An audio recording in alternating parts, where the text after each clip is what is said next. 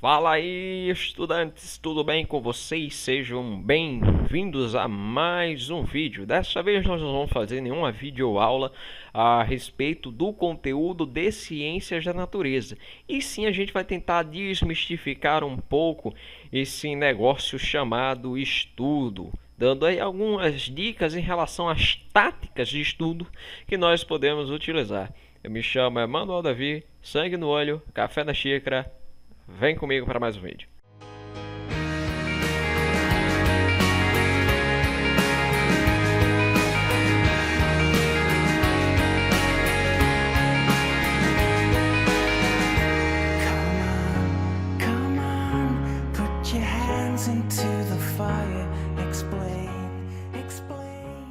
Pessoal, sejam muito bem-vindos. Vamos aí tentar desvendar um pouco esse lance de estudo, né? Antes de mais nada, é sempre bom a gente abrir com uma frase motivacional, né?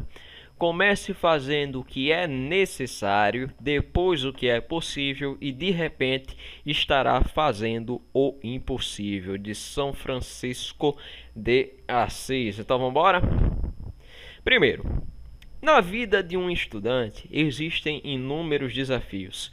Quando você está simplesmente no ensino fundamental, no ensino médio, enfim, na escola você tem várias disciplinas, disciplinas que você tem afinidade, disciplinas que você não tem afinidade, e você tem que ir bem em cada uma dessas disciplinas.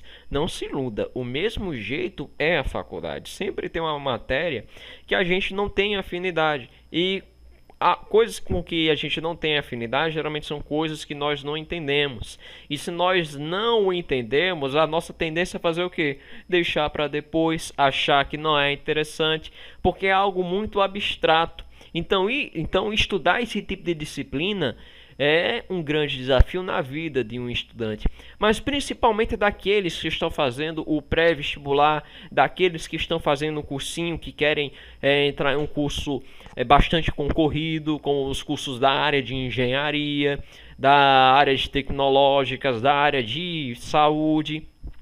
Enfim, eles sempre enfrentam tanto a pressão de si mesmos como também a pressão da família. E isso vai acarretar em inúmeros problemas de saúde que um vestibulando ele vai acabar acarretando, certo? Mas isso aí é para uma outra aula, que a gente vai falar somente sobre os distúrbios que estão atuantes nos vestibulandos, beleza? Então, o primeiro desafio é o gás do início do ano, do início do semestre. Eu vou focar nessa aula bastante em relação a quem vai prestar Enem e quem vai prestar vestibulares, tá? Mas isso não significa que essa técnica não possa ser aplicada a você que está estudando para um concurso, como o Enem é um concurso. Porque essa técnica vai ser bem geral que a gente vai apresentar, tá? E também vai servir para você que está querendo se organizar melhor para estudar na faculdade. Você nota, no início do ano, nós sempre temos aquele gás. Nós temos basicamente uma representação gráfica aqui. Ora, isso aqui é um gráfico de desmatamento, certo? Mas eu peguei ele porque ele tem essa curvazinha aqui bem interessante. Isso daqui é o aluno no início do ano, certo? Tá com que? Tá com aquele gás enorme. Passam-se os meses, você chega aqui no meio do ano. Ele diz aqui, eu tenho que estudar, eu tenho que voltar ao gás do início do ano. Mas ele só consegue recuperar isso. Então, basicamente, nós temos uma curva desse gráfico que você tem um decaimento do rendimento, seguido de um aumentozinho, digamos, aumento medíocre, e depois continua em queda, e isso não deveria acontecer. Nós estamos terminando o mês de agosto, certo? E o Enem ele vai ser realizado em novembro. Qual deveria ser a nossa atitude? Justamente tentar voltar a esse patamar aqui, ou um patamar superior ao que a gente tinha no início do ano, certo? Quem ganha uma corrida não é quem joga toda a sua energia, concentra toda a sua energia no início da prova, mas sim quem dispara o gás quando os outros já estão sucumbindo, certo? Então nós temos que voltar essa curva para cima, beleza? Então, o segundo desafio é o chamado sonho versus realidade. No início do ano, você tem consciência do que você quer alcançar, você tem consciência do seu objetivo. Mas conforme as matérias vão avançando, você acaba notando suas dificuldades, acaba tendo aquele pessimismo. Isso aqui está muito difícil, eu não estou conseguindo entender bem. Eu deixei muitas matérias se acumularem. E o sonho acaba se transformando em um pesadelo. A realidade acaba transformando o seu sonho em um pesadelo. Então, conseguir equilibrar isso de forma satisfatória, porque enquanto um sonho demais, outros são pessimistas demais. Então, tem que haver um certo equilíbrio. Manter esse equilíbrio para algumas pessoas é um grande desafio. Você tem um sonho de ter, por exemplo, uma BMW.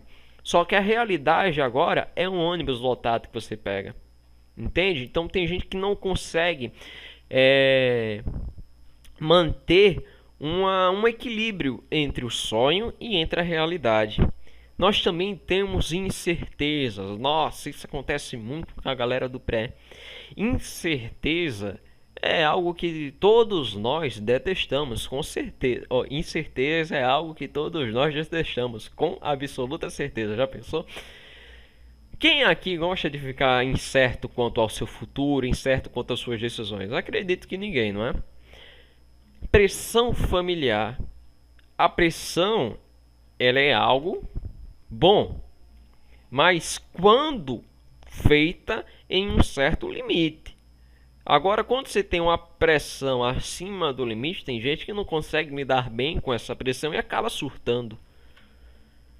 Irresponsabilidades, né? Principalmente para quem está aí saindo do ensino médio, entrando no cursinho, entrando na faculdade. A cada ano que passa, você vai adquirindo maiores responsabilidades. E para quem não está preparado, essas responsabilidades podem gerar incerteza, podem gerar um choque com a realidade, e isso pode ser sim também prejudicial à saúde do indivíduo. Mas qual é o tema central? A procrastinação. Ora, todo mundo pratica isso, mas eu não sei o que é procrastinar. Procrastinar é deixar para depois. Aí vem a pergunta: por que você deixa para depois? Primeiro, falta de clareza de seus objetivos. Ou seja, você não tem claro o que você quer. A incerteza faz com que você deixe as coisas para depois. E quando você faz isso, lá na frente vem um sentimento de culpa. Isso é o que nós chamamos de autossabotagem.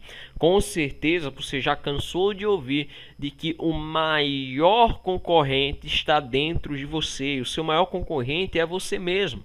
Porque você quer tanto alcançar um sonho, mas se você não se policiar, você acaba se autossabotando, e isso não é legal, certo?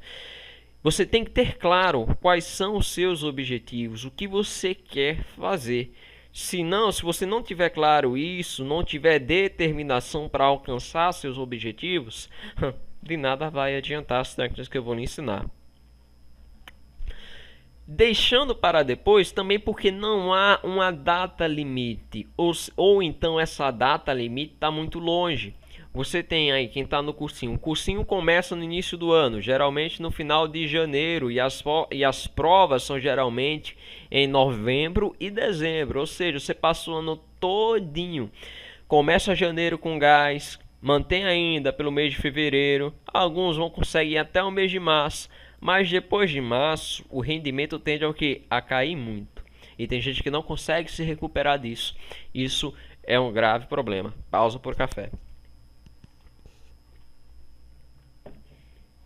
Beleza? Então, a gente procrastina primeiro, às vezes porque não tem a clareza de seus objetivos, por não ter uma data limite, como esse garotinho está dizendo aí para nós, não é? Eu vejo a matéria acumulada amanhã. Pede para ela ir embora. Você já notou que geralmente essa matéria acumulada é justamente da disciplina que você não gosta? O que será? Atividade muito complexa, isso se aplica muito às disciplinas de cálculo, né? Mas a gente não vai deixar simplesmente a galera de cálculo se achando porque consegue aí desenvolver cálculos complexos de logaritmo, né? Vamos colocar simplesmente o ciclo de Krebs. Bom, para alguns isso aí é extremamente abstrato, as pessoas não conseguem entender patavina disso. Então, quando a matéria é uma matéria complexa, tem gente que olhou para isso daqui, quando eu falei a palavra ciclo de Krebs, veio automaticamente uma expressão à sua mente. Vixe, meu Deus, não entendo nada disso. Isso é um saco, certo? Isso é o que vem na mente de algumas pessoas, tudo bem? Por quê? Porque elas simplesmente não entendem como funciona esse mecanismo. É algo muito complexo, é algo muito abstrato para elas. Então, tendem a deixar isso para depois. Lembra daquilo, né? Toda a matéria acumulada tende a permanecer acumulada até que uma força sobrenatural chamada prova se aproxime. Então, a atividade muito complexa se deixa para estudar onde? Em cima da prova. Chega a prova, uma prova que valia 10, tu tira 0,3. Complicado, né? E falta de uma cobrança verdadeira. Não estou falando de uma cobrançazinha. Não, você tem que fazer isso, porque se você não fizer, vai acontecer tal coisa, tal. Imagine que você tem um chefe que determinou que você tem que entregar tal projeto em tal dia. Se você não entregar esse projeto, você vai ter consequências. Então o seu organismo ele tende a considerar aquilo como se aproxima aquela data, deixa o seu lado animal de lado e passa a ter um lado racional, dizendo que, ei, é urgente, tu tem que fazer isso, porque senão você vai se dar mal. Então tu tem que fazer. Aí você acaba fazendo quando tá o quê? Basicamente em cima da hora. É basicamente aquele jeitinho brasileiro. Isso também não é para acontecer. Justamente, aí vem mais um detalhe: cobrança versus pressão. Muito cuidado com isso. Lá a gente falou sobre a pressão familiar. Pressão na medida certa é bom, mas exageradamente faz muito mal. Nós temos que ter um equilíbrio entre a cobrança e a pressão, porque logicamente a cobrança acaba gerando uma certa pressão. Nós não podemos deixar ninguém que a gente diz para fazer alguma coisa inteiramente livre para voar e fazer as coisas conforme ela bem entender. A cobrança é algo que é extremamente necessário para o ser humano fazer alguma coisa. Ora, você simplesmente de manhã você não quer ir para a escola, mas por que tu vai à escola? Pelo simples motivo que se tu não for para a escola, se tu não for para a faculdade, se tu não for para o trabalho, lá na frente tu vai se dar mal. Então você faz o quê? Você vai. Você tem uma cobrança. Você tem que tirar notas boas, você tem que realizar teu trabalho. E essa cobrança gera uma pressão para que você saia da cama. Tá compreendendo? Então, recapitulando. Procrastinar. Por que nós fazemos isso? Primeiro, falta clareza de seus objetivos. Segundo, às vezes não há uma data limite, então você vai empurrando tudo com a barriga e deixa para estudar tudo em cima da hora. Ou a atividade é muito complexa, ou você não entende, é algo muito abstrato, então o que a gente não entende, a gente não gosta, então a gente tem que deixar por último, e geralmente não faz, essa aqui é a verdade. E a falta de uma cobrança verdadeira faz com que a gente também deixe as coisas para depois e priorize aquilo que de fato nós gostamos. Isso é natural, pessoal, certo? Comece fazendo o que é necessário. O que é necessário? Primeiro, ter clareza nos objetivos. Afinal, o que você quer? Segundo, estabelecer uma data limite. Até tal data eu tenho que estar com isso daqui pronto. Se não tiver, aí você vai ter que ter a penalidade. Só que para você fazer isso, você precisa ter um autoconhecimento. Você tem que ter um conhecimento de si. Os próprios gregos, eles estudavam a própria pessoa, não é? O conheça a ti mesmo. Isso é muito importante para você conseguir planejar os seus horários e estudar de forma produtiva. Falta de disciplina nos estudos. Primeiro, qual é a consequência? de você ter falta de disciplina? A falta de clareza. Se você não sabe o que você quer, a tendência é que você pegue qualquer caminho, é aquilo, né? Para quem está à deriva, qualquer praia serve.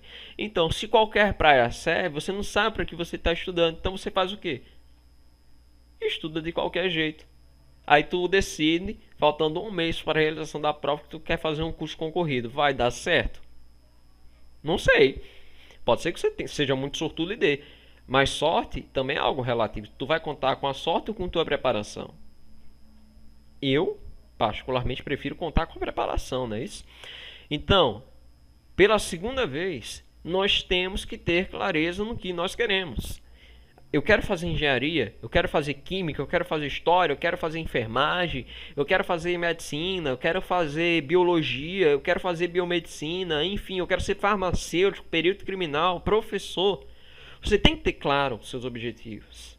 E muito cuidado com isso. Porque quando você define um objetivo, quando você define o que você quer, geralmente vai ter alguém para te criticar. Demore o tempo que for para você decidir o que você quer da vida. E quando decidido, não recue ante nenhum pretexto, porque o mundo tentará te dissuadir. Se você decide, eu quero ser professor, vai ter gente que vai te dizer, vai ficar pobre, vai morrer de fome, vai andar de ônibus, você não vai ter carro, você não vai fazer as coisas que você quer fazer. As pessoas tentam te dissuadir, dizendo que o professor ganha pouco. Mas se é o que você quer, dinheiro não é o que rege basicamente o que tem que reger a tua decisão. Porque se você faz o que você gosta, você dedica tempo a isso. Se você dedica tempo a isso, o dinheiro vem naturalmente.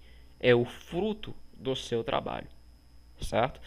Então, tenha claro o objetivo, tenha claro o que você quer. E não se satisfaça e não fique satisfeito em ser um profissional mediano. Queira ser melhor a cada dia, isso é muito importante. Aí vem outro detalhe, você define o teu objetivo, só que você começa a ver o seu desempenho durante o curso, o seu desempenho durante o cursinho, o seu desempenho em simulados, em provas, e aí vem a ansiedade pela data da prova que está se aproximando e a frustração pelos seus resultados que não estão sendo satisfatórios. E isso é mais um dos mecanismos de autossabotagem. Porque qual é a tendência? Quando a pessoa vê que as coisas não estão se desenrolando da forma como ela planejou, a tendência da maioria das pessoas é jogar a toalha. Eu costumo dizer o seguinte: não há cadeado sem chave. Problema foi feito para ser resolvido. Beleza, teus resultados estão indo mal? Estão indo ruim? Qual é o problema? O que está fazendo com que você se dê mal nas provas, se dê mal nos simulados? Se você está aqui até agora nesse vídeo, significa dizer que você quer descobrir qual é o seu problema. Então, é descobrir qual é o problema e tentar não ir resolvê-lo. Você não pode sossegar enquanto você não resolver esse problema. Porque senão a ansiedade e a frustração vão acabar com você, vão acabar com os seus objetivos. Eu tenho certeza que não é isso que você quer. Segundo, a prática torna-se algo doloroso. A ansiedade e a frustração fazem com que a prática, ou seja, o estudo, se torne algo doloroso, algo cansativo, algo que não seja prazeroso. E se algo não te gera o prazer, consequentemente você não vai querer aprender. Você vai querer o quê? Decorar, memorizar, vai chegar na prova e não vai lembrar. Status: nadando na matéria acumulada. Se a prática torna-se algo doloroso, você vai querer fazer algo doloroso com frequência? É claro que não. E a matéria vai o quê? Vai se acumulando. E vai chegar a um ponto que você vai se afogar nessa matéria acumulada. Então você... Vixe, eu deixei a matéria acumulada o ano todo. E agora? O que eu faço? Calma. Para todo problema tem solução.